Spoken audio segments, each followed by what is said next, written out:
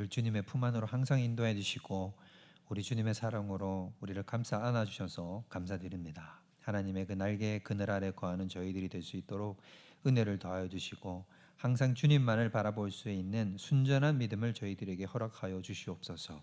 오후 예배로 또 주님 앞에 나왔습니다. 하나님께서 우리의 굳어있던 심령 깨워 일으켜 주시고 하나님의 말씀과 뜻을 분별하고 깨달아 알아서 우리 하나님께서 걸어가신 그 거룩하고 또 참된 생명을 얻는 그 길을 함께 걸어가는 저희들 될 수 있도록 은혜를 더하여 주시옵소서. 그래서 그 길 끝에 계신 우리 구주 예수 그리스도를 항상 우리가 몸소 배우며 주님과 손잡고 걸어갈 때에 이 길이 다른 사람들 보기에는 어떠할지 몰라도 우리에게는 기쁨의 길이요 생명의 길이요 희락의 길이 되도록 인도하여 주옵소서. 감사드리며 예수님의 이름으로 기도하옵나이다. 아멘. 네, 이제 우리가 13장 계속해서 이어서 우리 보도록 하겠습니다. 우리 지난 시간까지 11절까지 봤었어요.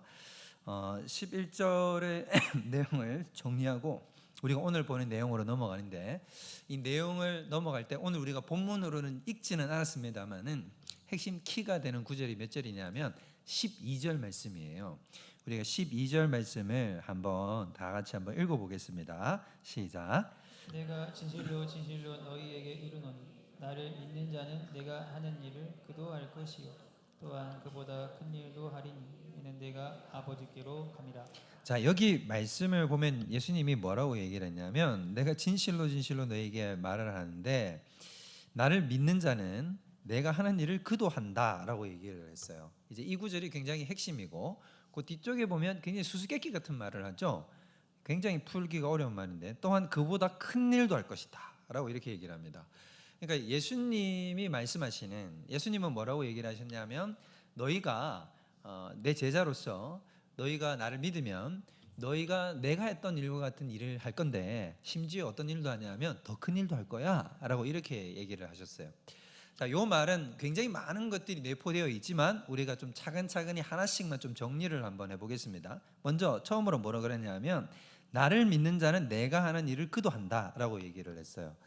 예수님께서 지금 하시고 싶은 말의 핵심은 뭐냐 하면 지금 예수님은 이제 떠나가시게 되지 않습니까? 그러면 그의 뜻을 이어받은, 예수님의 뜻을 이어받은 제자들, 그리고 더 나아가자면 확장하자면 우리까지 성도들은 어떤 걸 하느냐, 예수님이 하신 일을 우리도 해야 한다라는 것입니다. 그리고 그게 정상적인 제자들의 삶이다 라고 얘기를 하는 거죠. 그러니까 지금 예수님은 우리들을 어떻게 하고 계신 것이냐면 예수님이 떠나서 예수님의 사역이 중단되기를 원하는 게 아니라 예수님의 사역이 이 땅에서 이어져야 되는데, 그러면 그 예수님의 사역을 이을 사람이 누구냐면 바로 우리들이다 라고 얘기를 하고 계신 거예요. 그래서 예수님을 믿는 자들은 누구의 일을 해야 하는 것입니까? 예수의 일을 해야 되는 거예요. 그래서 우리는 성도로서 거듭나면 우리 갈라디아서 2장 20절에서 말씀하는 것처럼 내가 예수 그리스도와 함께 십자가에 못 박혔나니 그러므로 이제는 내가 산 것이 아니요 내 안에 오직 예수 그리스도께서 사신 것이다. 이제 내가 육체 가운데 사는 것은 나를 사랑하사 나를 위하여 자기 자신을 버리신 하나님의 아들을 믿는 믿음 안에서 사는 것이다. 그래서 이게 뜻이 뭐냐면 나의 욕구, 나의 생각, 나의 목표, 나의 비전이 모두 다 누구의 것과 일치되는 삶을 살아가야 되냐면 예수의 것과 일치되는 삶. 그래서 이제 더 이상 예수님과 관련 없이 내 것만을 구하고 살아가는 인생이 나는 될 수 없다라는 것입니다. 그게 그리스도인의 삶이라는 거죠. 그래서 그리스도인은 누구의 뜻을 따라서 살아갈 수밖에 없는 존재냐면 예수 그리스도의 뜻을 따라서 쫓아서 살아갈 수밖에 없는 존재. 그리고 예수님은 당연히 믿는 자는 그 길을 걷는 것이다 라고 얘기를 해요. 그래서 나를 믿는 자는 내가 하는 일을 그도 한다. 그래서 세상이 보기에는 여러분 어떤 느낌을 받아야 될까요? 세상이 보기에는 만약에 유대인들 입장에서는 이런 거예요. 예수님이 이제 승천하시고 그들 입장에서는 예수님이 죽은 거죠. 죽은 건데 근데 사람들이 봤을 때는 어떤 느낌이 들어야 되냐면 죽은 예수가 다시 살아서 지금 막 온 전국을 다니면서 들쑤시고 다니는 것처럼 느껴져야 되는 거예요. 그래서 실제로 우리 세례 요한이 죽었지 않습니까? 순교를 하고 나서 예수님이 곳곳에 가면서 말씀을 전하고 다녔단 말이에요.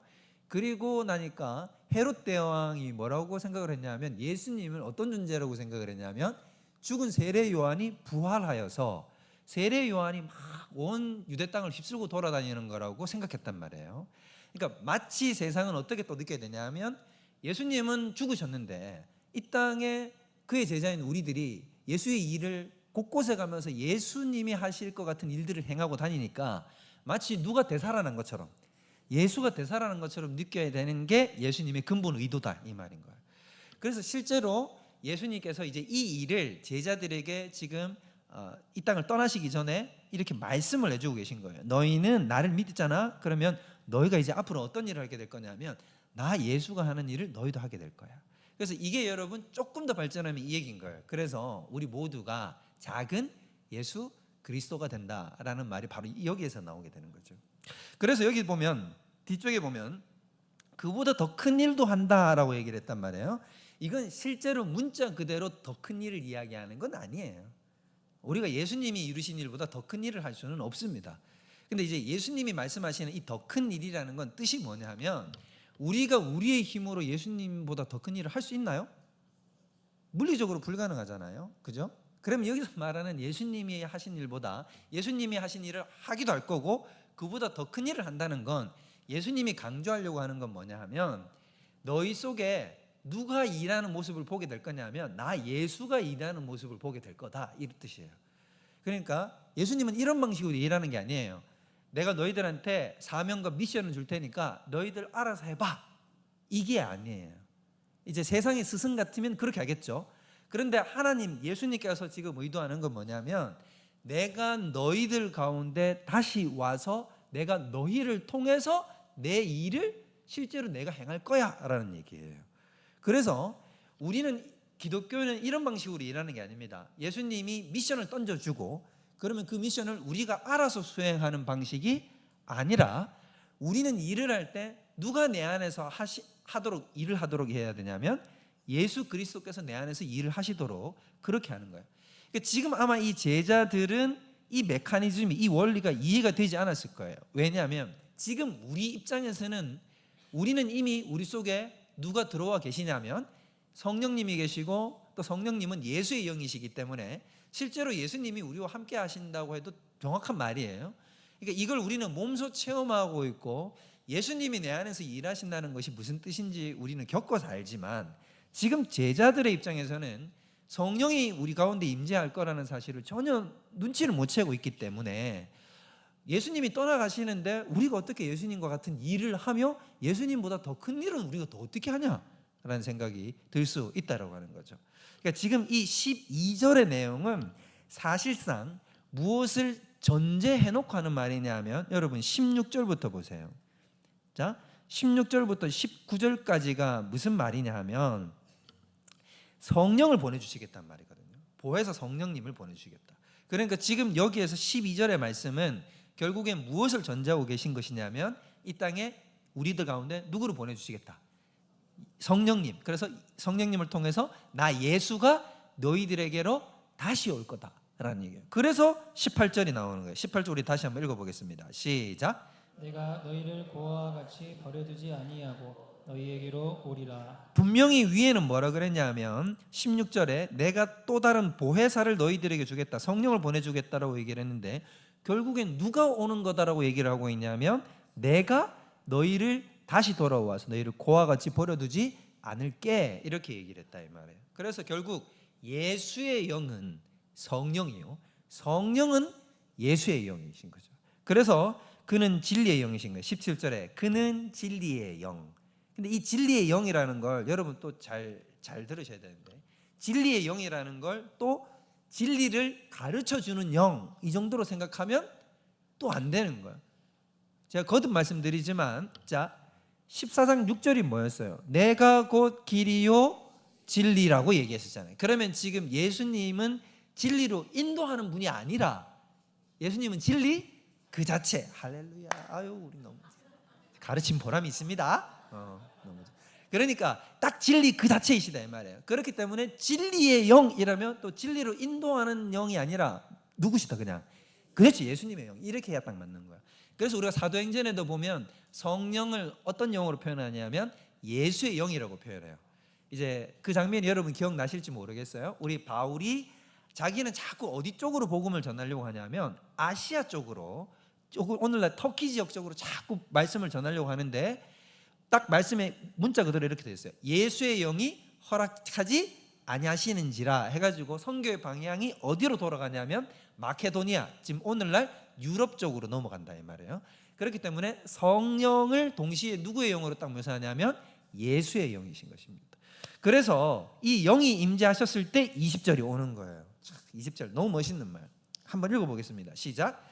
그날에 내가 아버지 안에 너희가 내 안에, 내가 너희 안에 있는 것을 너희가 알리라. 그렇죠. 굉장히 수수께끼 같고 말도 안 되는 것 같고 막 이렇게 뒤죽박죽으로 뒤섞인 같은 말을 하는 것 같지만, 이 말이 결국은 뭐냐? 내가 아버지 안에, 여러분 내가 아버지 안에 있다 이 말은 정말 태초 이전에, 시간 이전에 예수님께서 아버지와 함께 하실 때 하나님 아버지와 성자 예수 그리스도는 상호 내주라는 걸 해요. 상호 내주, 서로 내주하세요. 서로 안에 거하세요. 그래서 아버지께서 아들 안에 거하시고 아들이 아버지 안에 거하십니다. 근데 이 일이 누구 안에도 일어나냐라고 얘기를 했냐면 너희가 내 안에, 내가 너희 안에. 그래서 성부 하나님과 성자 예수 그리스도께서 같이 연합하여 한 몸을 이루시는 것처럼 그런 똑같은 방식이 누구 안에도 일어나냐면 우리 안에도 그렇게 일어난다는 거예요. 물론 삼위일체적인 연합이 우리 속에 일어나지는 않아요. 그거는 우리와 하나님 사이에 구분선이 있기 때문에. 그런데 이 메커니즘은 뭐라고 얘기를 하는 것이냐면 성령이 우리 속에 거하시면 예수님의 영이 우리와 함께 하심으로 내가 누구와 함께 거하게 되는 것입니까? 예수님과 함께 거하고 또 내가 예수님 안에 거하게 되고 예수님이 내 안에 거하게 되는. 그래서 결국 이 말 뜻이 가져오게 되는 궁극적 의미가 뭐냐면 이 말인 거예요. 내 뜻이 네 뜻이 되고 네 뜻이 내 뜻이 되는 거예요. 여러분 혹시 그 최민수 아내 아세요? 최민수 씨 아내 성함이 제가 기억이 안 나네. 강주은. 우리 장로님들이 더 잘하시네. 역시 우리 장로님들이 신세대시네. 제가 강준 씨 그 짤 봤잖아요. 여러분 그 짤이라 그러죠. 이렇게 토막으로 된 쇼츠 보면 뭐라 그래요? 남편 최민수한테 얘기하거든요. 최민수 씨가 이렇게 돈 얘기를 한단 말이에요. 그 자꾸 돈 어떻게 되냐 막 이렇게 얘기를 하니까 강준 씨가 딱 이 말을 한다고요. 뭐라고 얘기를 하냐면 잘 들어 여보 이러면서 당신 돈이 누구 거? 이런 내 거. 그럼 내 건 누구 거? 내 거. 그러니까 여러분 이 말이 딱 그 말이에요. 너희가 내 안에 내가 너희 안에, 이 말은 네 거 내 거 내 거 네 거. 그래서 다 내 거.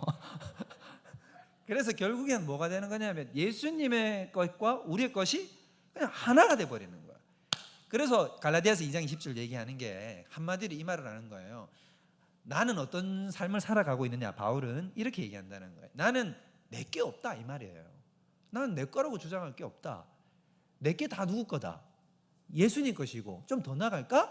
예수님께 누구 것이다? 다 내 것이야. 그래서 나는 굳이 예수님 떼놓고 내 것만 가지고 있는 이런 거 나는 없다라는 거예요. 이게 너무 멋있는 거죠. 그래서 이 사람은 이런 거예요. 아무것도 가지지 않는 것처럼 보이잖아요. 그러나 실상은 어떤 걸까요? 모든 것을 다 가진 사람이죠. 왜냐하면 예수님께 누구 거니까? 내 거니까. 당신께 내 거. 바로 이건 거예요.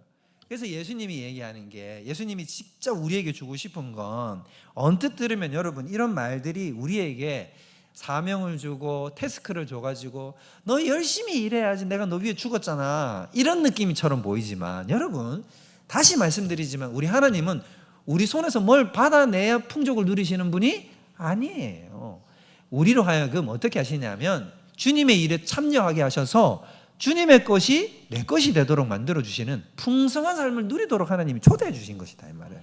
그게 얼마나 감격적인 것이냐. 그래서 예수님이 또 기가 막힌 얘기를 하는데 13절에 뭐라고 얘기를 하느냐. 너희가 내 이름으로 무엇을 구하든지 어떻게 하겠다?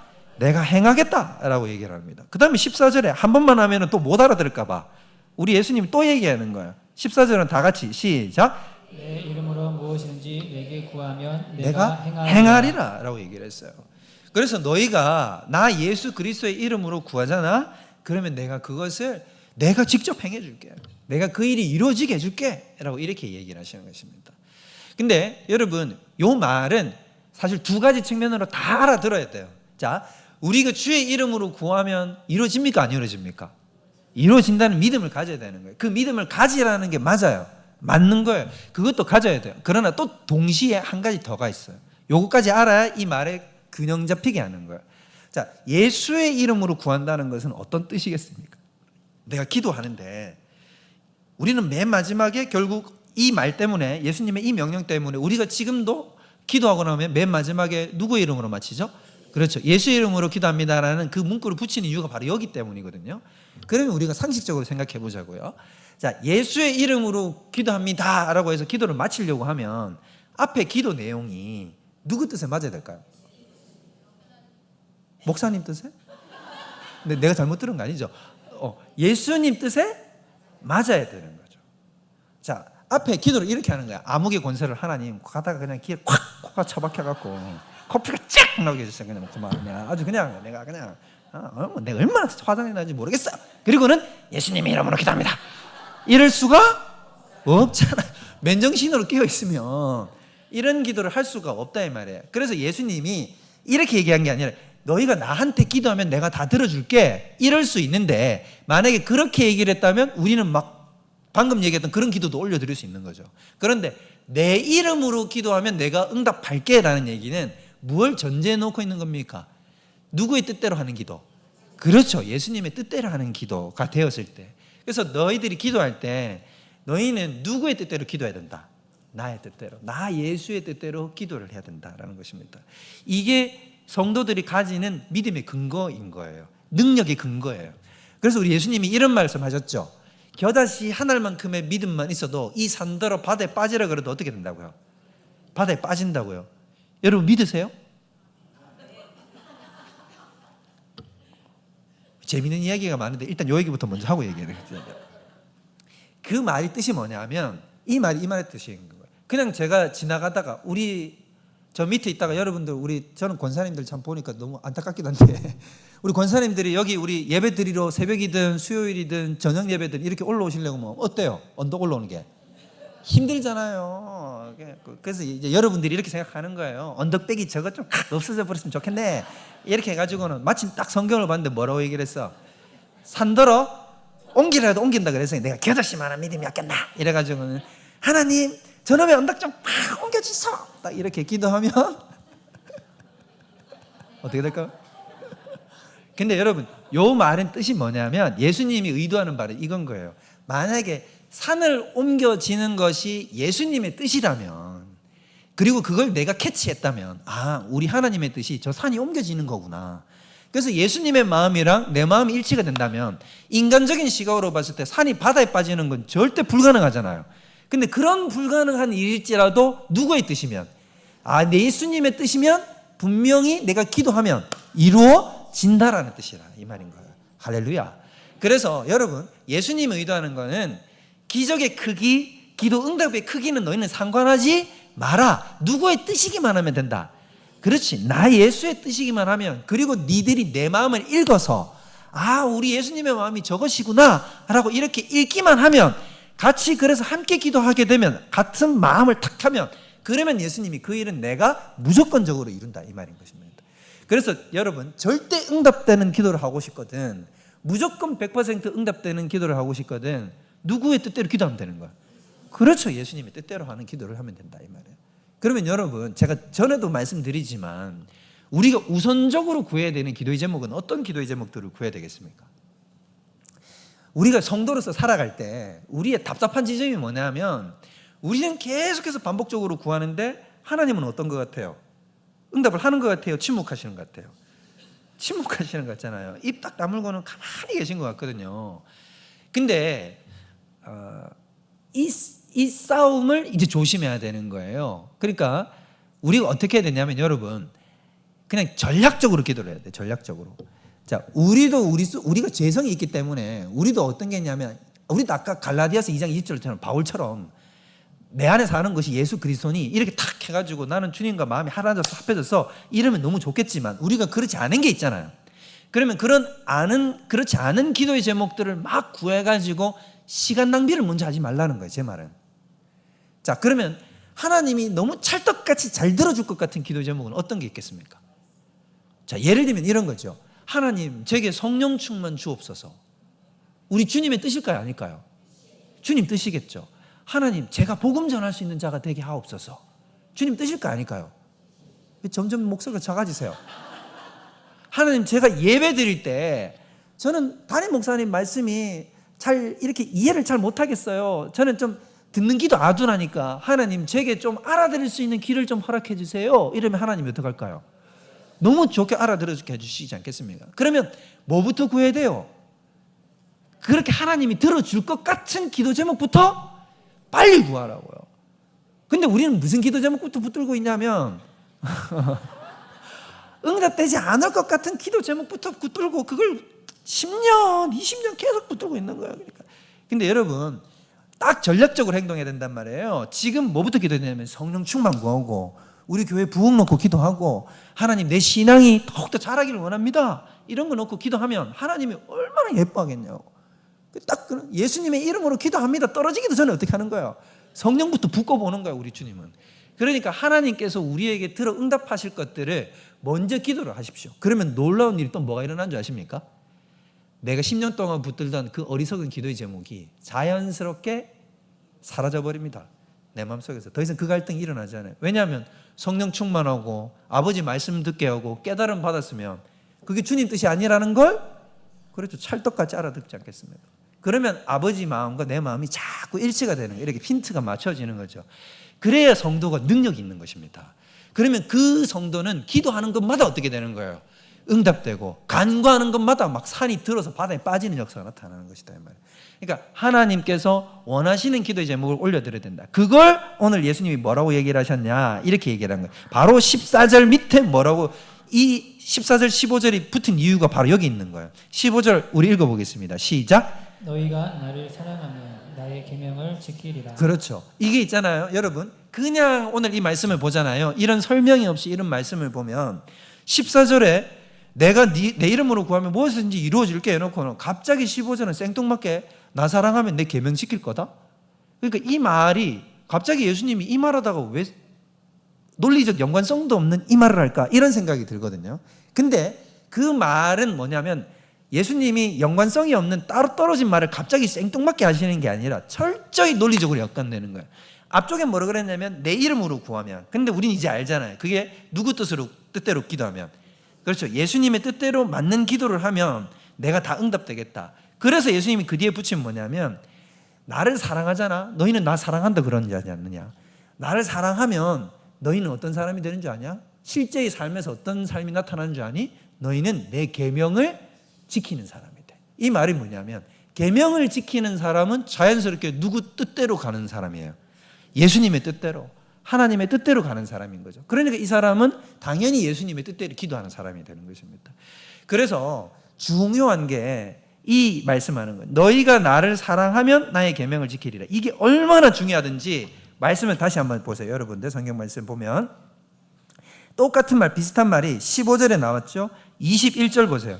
나의 계명을 지키는 자라야 나를 사랑하는 자니 나를 사랑하는 자는 내 아버지께 사랑을 받을 것이요 나도 그런 사랑을 나타낼 것이다 라고 얘기를 했어요. 또 거기 22절에 또 누가 그래요? 가롯인 아닌 유다, 다데오거든요. 이 사람은 다데오가 뭐라고 그러냐면 결론부터 얘기하면 끼어들지 말아야 되는데 그냥 예수님 설교하시는데 중간에 끼어들고 들어간 거예요. 주여 어찌하여 자기를 우리에게 나타내시고 세상에는 안 나타내십니까? 라고 얘기했더니 예수님이 뭐라 그러냐면 예수님이 좀 죄송한 말인데 다데오 말은 그냥 넘어가 버려요. 그리고는 예수님이 하시던 말을 그대로 이어서 가요. 23절 사람이 나를 사랑하면 어떻게 된다고요? 내 말을 지켜. 그러니까 똑같은 말을 하시죠. 내 아버지께서 그를 사랑하고 나도 그와 함께 있을 것이다.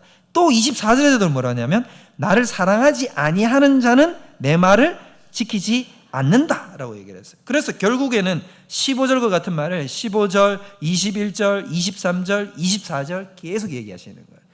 여기서 이렇게 강조하시는 이유가 바로 뭐냐? 너희 안에 진정한 나를 향한 사랑이 있으면 그러면 너희는 자연스럽게 어디를 향해서 따라올 수밖에 없냐면 내가 원하는 길, 예수님의 뜻과 그 길을 향해서 나아올 수밖에 없는 하나님의 사람이 된다. 그리고 여러분 이것이 구체적으로 우리 삶에 어떻게 이루어지냐면 그게 바로 성령의 오심을 통하여 이루어지게 되는 것입니다. 우리 힘으로 되지 않는데 누가 우리 가운데 오시냐면 성령이, 보혜사 성령께서 우리 가운데 오셔서 우리의 마음을, 성령은 사랑의 영이시거든요. 그래서 우리로 하여금 하나님을 사랑하게 하고 예수님을 사랑하게 하여 우리도 기꺼이 예수님의 뜻에 순복해서 주님의 뜻을 따라갈 수 있는 사람으로 우리를 변화시켜 주시게 되는 것입니다. 여러분, 우리 안에 있는 계신 성령님은 떠날까요? 안 떠날까요? 안 떠나시잖아요. 그러면 성령님은 성령님의 뜻을 이루고야 마실까요? 실패할까요? 이루고야 마시겠죠. 우리를 안 떠나시니까.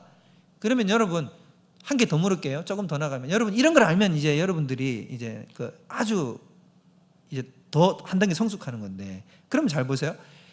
성령님 고집이 셀까요? 내 고집이 셀까요? 얘기를 해보세요. 자, 성령님 고집이 세겠어요? 내 고집이 세겠어요? 왜 그렇겠어요? 왜 그런지 아세요? 성령님 입장에서는 인생 100년 해봐야 이러면 끝나는 거예요. 그러면 뭐냐? 내가 고집 부려봐야 우리가 앞으로 100년 더 고집 부릴 수 있냐고요. 50년 고집밖에 못 부려, 아무리 해봐야 안 되는 거야. 사람이라고. 그러니까 성령님이 딱 인도하시는 대로 가면 우리는 우리 고집이 무조건 꺾이게 돼 있거든요. 이게 여러분, 교리적으로 이게 살아생전 안 꺾이면 언제 꺾인다고 되어 있냐면 죽어서 그냥 무조건 꺾이게 돼 있단 말이에요. 천국 가면. 그러니까 이 기왕 꺾일 고집 언제 꺾자? 지금 꺾자. 지금까지. 어차피 우리는 누구 고집을 못 당한다. 성령님의 고집을 못 당해요. 그러니까 여러분, 처음부터 우리 하나님 뜻대로 딱 순목하고 나아가면 주님과 함께 동행하는 게 너무너무 재밌는 인생이 되는 거예요. 그런 인생 사셔야 되지 않겠습니까? 자, 이제 마지막으로 여러분, 제가 오늘 우리 읽지는 않았지만 27절 우리에게 한번 읽어보겠습니다. 27절 시작. 평안을 너희에게 끼치노니 곧 나의 평안을 너희에게 주노라. 내가 너희에게 주는 것은 세상이 주는 것과 같이 아니하리라. 너희는 마음에 근심하지도 말라. 두려워하지도 말라. 그렇죠. 우리 예수님이 확고한 약속해 주셨어요. 너희들에게 내가 평안을 주겠다. 근데 여러분, 너희에게 주는 이 평안은 세상이 주는 것과 같지 않다. 여러분, 세상에도 평안이란 이름으로 주어지는 것들이 있습니다. 우리 삶에 실제적으로 평안을 주는 것들이 있어요. 잠깐이지만. 제일 평안 주는 게 뭐예요? 그렇죠. 딱 통장에 액수가 빠바박 꽂히면, 그러면 확 없던 평화도 갑자기 확 생기잖아요. 근데 여러분, 세상이 주는 것과 다른 평안이라는 건 뭐냐면 세상이 주는 평안은 뺏겨요. 뺏겨. 여러분, 지금 요즘 그 반도체 때문에 죽겠잖아요. 처음에 들어갈 때는 어땠어요? 좋았잖아요. 좀 하셨네요, 여러분들. 처음에 들어갈 때는 우와! 우리나라가 5,000피가 넘어가더니 이러더니 7,000, 8,000 막 넘어. 와! 이런데 갑자기 곤두박질 치잖아요. 갖고 있던 게 어때요? 갑자기 뺏기잖아요. 내가 원하지도 않는데 뺏긴단 말이에요. 평안은 뺏겨요. 세상이 주는 평안은 뺏겨요. 근데 우리 주님 주시고 성령 주시는 평안은 안 뺏깁니다. 할렐루야. 여러분, 그 평안 받아 누리시는 저와 여러분들 되시기를 주님의 축원드립니다. 우리 이 시간에 다 같이 찬양하겠습니다. 우리 성령이 오셨네. 우리 이 시간에 다 찬양할 때에 주님께서 우리에게 주시는 그 참된 평안, 또 주님의 뜻, 우리를 버려두지 아니하시고 오시는 우리 성령님, 우리 다 같이 찬양하면서 나가도록 하겠습니다. 허무하시죠. 시절 지날 때 깊은 한숨 내쉴 때 그런 풍경 보시며 단식하는 분 있네. 고와 같이 너희를 버려두지 않으리. 내가 너희와 영원히 함께하리라. 성령이 오셨네. 성령이 오셨네. 성령이 오셨네. 내 주에 보내신 성령이 오셨네. 우리 인생 가운데 신이 찾아오셔서 그 나라 꿈꾸게 하시네. 2절 찬양합니다. 억눌린 자 갇힌 자 자유함이 없는 자 피난처가 되시는 성령님 계시네. 주의 영이 계신 곳에 잠자유가 있다네. 진리의 영이신 성령이 오셨네. 성령이 오셨네. 성령이 오셨네. 성령이 오셨네. 내 주에 보내신 성령이 오셨네. 우리 인생 가운데 신이 찾아오셔서 그 나라 꿈꾸게 하시네. 성령이 오셨네. 성령이 오셨네. 성령이 오셨네. 내 주에 보내신 성령이 오셨네. 우리 인생 가운데 신이 찾아오셔서 그 나라 꿈꾸게 하시네. 할렐루야. 하나님 아버지, 우리 험악한 인생 살아가는 동안 우리 것에만 주목하지 아니하고 주님 주신 사명, 누구든지 나를 믿는 자는 내가 하는 일을 그도 하리라 말씀하셨습니다. 주님, 내 안에 주님께서 살아계셔서 주님께서 친히 그 일을 이뤄 가져옵시고 나의 뜻이 주님의 뜻이 되게 하시고 주의 뜻이 내 뜻이 되게 하셔서 주님이 내 안에, 내가 주님 안에 거한다라고 진심으로 고백할 수 있는 우리의 인생 될 수 있도록 역사여 주시옵소서. 세상 허튼 것들, 내 욕심과 정욕에 속한 것들, 육신의 자랑, 안목의 정욕, 이생의 자랑들을 쫓아가는 것이 아니라 오직 하나님의 뜻, 거룩하신 하나님의 나라와 그 의를 향해 달려갈 때, 그것에 전심하게 될 때 우리의 삶도 너무나 신나고 기쁘고 또 주의 뜻을 행함으로 말미암아 우리 안에 풍성한 은혜와 그 풍요한 기쁨과 행복이 넘쳐나게 될 줄로 믿사옵나니 우리 모든 대형교회 식구들이 그러한 인생 살아갈 수 있도록 평강의 평강과 은혜의 은혜와 지혜와 지혜와 하나님의 능력 중에 능력을 더하여 주시옵소서. 그래야 우리 가는 모든 길 가운데 주님 동행하심으로 말미암아 성령과 함께 동행하여 주님 주신 능력으로 무장되어서 어떠한 일에도 주눅들지 말고 오직 주님 주신 평강으로 우리가 날마다 거하며 주님 안에 살아갈 수 있는 하나님의 백성들 될 수 있도록 은혜를 더하여 주시옵소서. 감사드리오며 이 모든 것 살아계신 우리 구주 예수 그리스도의 이름으로 기도하옵나이다. 아멘. 이제는 우리 구주 예수 그리스도의 은혜와 하나님 아버지의 그 무한하신 사랑과 성령님의 위로교통 충만 인도 보호하시는 역사가 우리 모든 하나님의 백성들 머리머리 위에 이제로부터 영원토록 함께 있을지어다. 아멘.